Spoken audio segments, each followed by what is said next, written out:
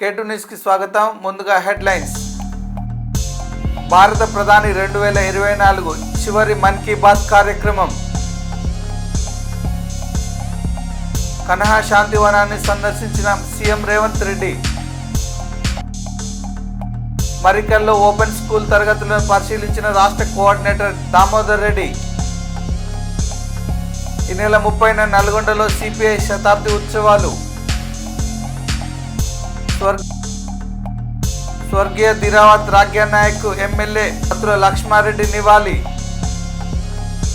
మూడోసారి ప్రధాని బాధ్యతలు చేపట్టిన తర్వాత తొలిసారి మోడీ మన్ కీ బాత్ పేరిట ప్రసంగించారు. 2 రోజుల్లో కొత్త సంవత్సరం రాబోతున్నందున ఈరోజు నిర్వహించిన ఈ కార్యక్రమం ఈ ఏడాది చివరిది అవుతుంది. కాగా 117వ మన్ కీ బాత్ కార్యక్రమంలో ప్రధాని మోడీ భారత రాజ్యాంగం 75వ వార్షికోత్సవాన్ని, మహాకుంభమేళ వైవిధ్యం, ఏకత్వాన్ని కొనియాడారు. గత కొన్ని సంవత్సరాలుగా ఆయుష్మాన్ భారత్ ద్వారా దేశంలో క్యాన్సర్కు సకాలంలో చికిత్స పొందుతున్న రోగుల సంఖ్య వేగంగా పెరిగిందని తెలుసుకొని సంతృప్తి వ్యక్తం చేశారు. साथियों, अपनी जागरूकता और संकल्प शक्ति से हम क्या कुछ हासिल कर सकते हैं, इसका दूसरा उदाहरण है कैंसर से लड़ाई. दुनिया के मशहूर मेडिकल जर्नल लैंसेट की स्टडी वाकई बहुत उम्मीद बढ़ाने वाली है. इस जर्नल के मुताबिक अब भारत में समय पर कैंसर का इलाज शुरू होने की संभावना काफी बढ़ गई है. समय पर इलाज का मतलब है कैंसर मरीज का ट्रीटमेंट 30 दिनों के भीतर ही शुरू हो जाना. और इसमें बड़ी भूमिका निभाई है आयुष्मान भारत योजना ने. इस योजना की वजह से कैंसर के 90% मरीज समय पर अपना इलाज शुरू करा पाए हैं. हर मदद उपलब्ध होने का विश्वास. आइए हम सब मिलकर कैंसर के खिलाफ इस लड़ाई को तेजी से आगे ले जाएं और ज्यादा से ज्यादा मरीजों की मदद करें. రంగారెడ్డి జిల్లా నందిగామ మండలంలోని కన్హా శాంతివనాన్ని ముఖ్యమంత్రి రేవంత్ రెడ్డి సందర్శించారు. శాంతివనంలో విద్యార్థులకు నేర్పిస్తున్న సాఫ్ట్ స్కిల్స్ గురించి నిర్వాహకులు వివరించారు. ప్రభుత్వ రెసిడెన్షియల్ స్కూల్లో చదివే పేద విద్యార్థులకు సైతం ఈ సాఫ్ట్ స్కిల్స్ నేర్పించాల్సిన అవసరం ఉందని సీఎం రేవంత్ రెడ్డి అన్నారు.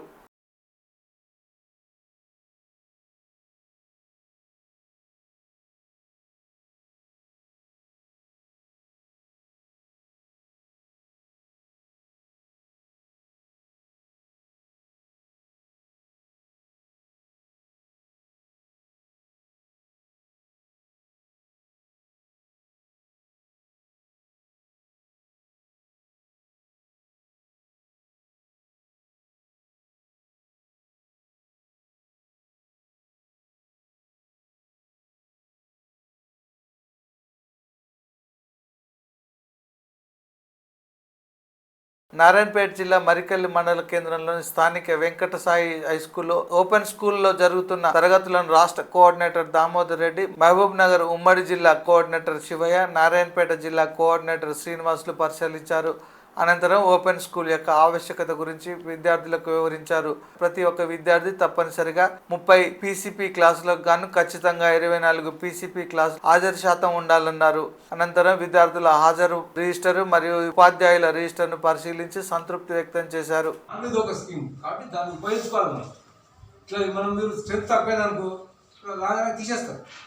ఇప్పుడు ఉదాహరణకు ఇప్పుడు మరికల్ నాకు ఇంకెక్కువ లేదా 3-4 సంటలు నడవాలి. మండలి పట్టడానికి 4 సంటలు నడవాలి. అసలు నారాయణపేటలో నాకు 20 కాదు 40 సంటలు ఓపెన్ కావాలి అంటే ఇప్పుడు మీ ఎవరు దానికి మీరే చెప్పాలి. ఏది బాగుంది, మంచిగా ఉంది, దీన్ని ఇట్లా అవకాశం అట్లా అని చెప్తే వస్తారు.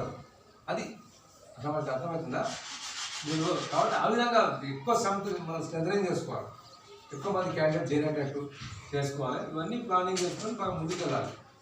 అటు నువ్వు రేపు నీ కెరీర్లో ఏ జాబ్ ఏ ప్రొఫెషన్లో పోవాలనుకుంటున్నావు దానికి రిలవెంట్గా నీ యొక్క ఇంటర్మీడియట్ 10th వరకు అది ఓకే, ఇబ్బంది అయినా 10th వరకు ఇంటర్మీడియట్ నువ్వు డిసైడ్ చేసుకోవాలి. నేను ఎంపీ తీసుకోవాలన్నా, బైపీ తీసుకోవాలన్నా, సి తీసుకోవాలన్నా. ఇప్పుడు డిఫరెంట్ కూడా ఉన్నాయి.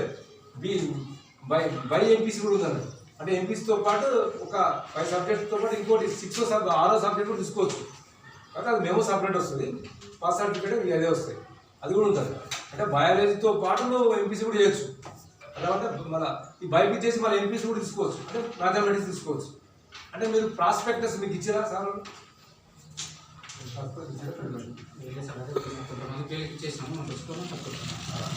అంటే పాత అవే ఉంటాయి ఉంటాయి, ఏదైనా ఇవ్వాలి సార్, ఏదో ఒకటి ఇస్తూనే ఉండాలి, ఇష్టం పెట్టాలి.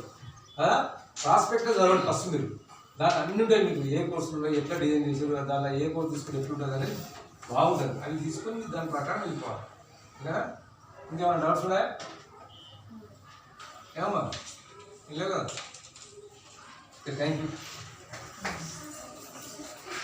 విప్లవ పోరాటాల చరిత్ర కలిగిన నల్గొండ జిల్లా కేంద్రంలో సిపిఐ శతాబ్ది ఉత్సవాలను ఈ నెల 30న నిర్వహించనున్నట్లు స్థానిక మగ్దూమ్ భవన్లో ఏర్పాటు చేసిన మీడియా సమావేశంలో రాష్ట్ర కార్యదర్శి కూనంనేని సాంబశివరావు తెలిపారు. భారత కమ్యూనిస్టు పార్టీ నాయకులు, కార్యకర్తలు, మేధావులు హాజరై సభను విజయవంతం చేయాలని సిపిఐ జాతీయ సమితి సభ్యులు, మాజీ ఎమ్మెల్యే పల్లా వెంకటరెడ్డి, జిల్లా కార్యదర్శి నెల్లికంటి సత్యం, రాష్ట్ర కార్యవర్గ సభ్యులు పల్లా నరసింహారెడ్డి పిలుపునిచ్చారు. రేపు డిసెంబర్ 30న భారత కమ్యూనిస్ట్ పార్టీ శత వార్షికోత్సవాల సందర్భంగా 100 సంవత్సరాలు సుదీర్ఘ ప్రయాణం. నల్గొండ జిల్లా అంటేనే సాయుధ పోరాటం పెద్ద ఉద్యమ కేంద్రం ఇది. ఈ కేంద్రంలో జరిగే బహిరంగ సభకు మరి ఈరోజు ప్రెస్ మీట్ కార్యక్రమాన్ని ఏర్పాటు చేయడం జరిగింది. ఈ ప్రెస్ మీట్లో మరి సిపిఐ రాష్ట్ర కార్యదర్శి ఎమ్మెల్యే సాంబశివరావు గారు, అదేవిధంగా సిపిఐ జాతీయ కౌన్సిల్ సభ్యులు పల్లా వెంకరెడ్డి గారు, సిపిఐ రాష్ట్ర కార్యవర్గ సభ్యులు పల్లా నరసింహారెడ్డి గారు, సీనియర్ పార్టీ నాయకులు మల్లెపల్లి ఆదిరెడ్డి గారు, ఉజ్జిని రత్నాకర్రావు గారు, అదేవిధంగా మాజీ శాసనసభ్యులు ఉజ్జిని యాదగిరిరావు గారు, మరి జిల్లా పార్టీ కార్యవర్గ సభ్యులు, ప్రజా సంఘాల నాయకులు, మరి ప్రజానాట్యమణ జిల్లా రాష్ట్ర అధ్యక్షులు శ్రీనివాసు, ప్రధాన కార్యదర్శి పల్లె నరసింహ గారు, మరి ప్రజా సంఘాల నాయకులు కూడా ఈ కార్యక్రమంలో పాల్గొంటారు. ఇది కార్యక్రమాన్ని చెప్తూ మీ అందరికీ కూడా ఇప్పటికే సరే పత్రికా మిత్రులు కూడా ఈ బహిరంగ సభకు మరి మన జరిగినటువంటి సందర్భంగా మరి చాలా కవరేజ్ ఇవ్వడం జరిగింది. మీ అందరికీ కూడా అభినందన తెలియజేస్తూ మరి సిపిఐ రాష్ట్ర కార్యదర్శి శాసనసభ్యులు సాంబశివరావు గారిని ప్రెస్ మీట్లో మాట్లాడవలసిన కోరుతాం. నమస్కారం. రేపు భారత కమ్యూనిస్ట్ పార్టీ ఆల్రెడీ 99 సంవత్సరాలు దాటి 100వ సంవత్సరంలోకి 26వ తారీఖున అంటే మొన్న 26న ప్రవేశించడం జరిగింది. దానికి గౌరవంగా సింబాలిక్గా తెలంగాణ రాష్ట్రంలో మా సిపిఐ పార్టీకి సంబంధించి శత ఉత్సవాల ఆరంభ సభను నల్గొండలో జరపాలని చెప్పి కమ్యూనిస్ట్ పార్టీ తెలంగాణ రాష్ట్ర సమితి నిర్ణయించడం జరిగింది. దానికి అనుగుణంగా రేపే ఇక్కడ పెద్ద ఎత్తున మీ సహకారంతో బహిరంగ సభను కూడా ఏర్పాటు చేస్తూ ఉన్నాం.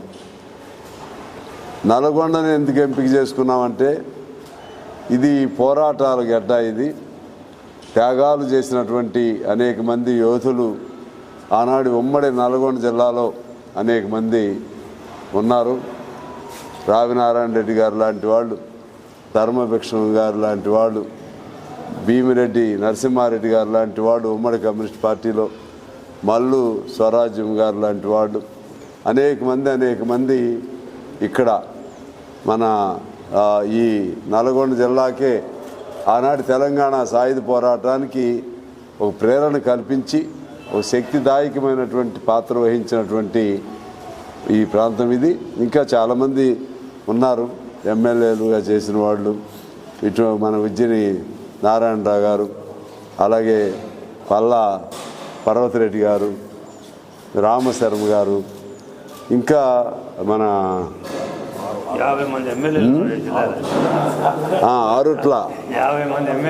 ఆరుట్ల కమలాదేవి, ఆరుట్ల రామచంద్రారెడ్డి, కటుకూరి రామచంద్రారెడ్డి గారు, గుర్రం యాదగిరి రెడ్డి గారు. ఒకళ్ళేంటి వాళ్ళ చరిత్రలో పోతే ఎమ్మెల్యేలే కాదు, వాళ్ళదేమి చరిత్రలు కూడా ఉన్నాయి. ఆరుట్ల రామచంద్రారెడ్డి, ఆరుట్ల కమలాదేవి గారిది, వాళ్ళ చరిత్రలు కూడా ఉన్నాయి. అదేవిధంగా మన ఇక్కడ మొదటి అమరుడైన దొడ్డి కొమరయ్య కూడా అప్పుడు ఈ జిల్లాయే, జనగాం అప్పుడు నల్గొండ జిల్లానే. అదేవిధంగా చాకలి ఐలమ్మ కూడా ఈ జిల్లానే. అందరూ షేక్ బందగి కూడా ఇదే జిల్లానే. సుప్రసిద్ధమైనటువంటి దొరలందరూ కూడా ఇక్కడ వాళ్ళే. వాళ్ళ పేర్లు అవసరం లేదు, కానీ విష్ణువు రామచంద్రారెడ్డి కానీ, జన్నారెడ్డి ప్రతాప్ రెడ్డి కానీ, అది అటువంటి చరిత్ర కలిగినటువంటి జిల్లా ఇది. తెలంగాణనే కాదు, ఉమ్మడి రాష్ట్రంలోనే, ఉమ్మడి ఆంధ్రప్రదేశ్లోనే నల్గొండకున్న పోరాట చరిత్ర మరో ఏ జిల్లాకి లేదు.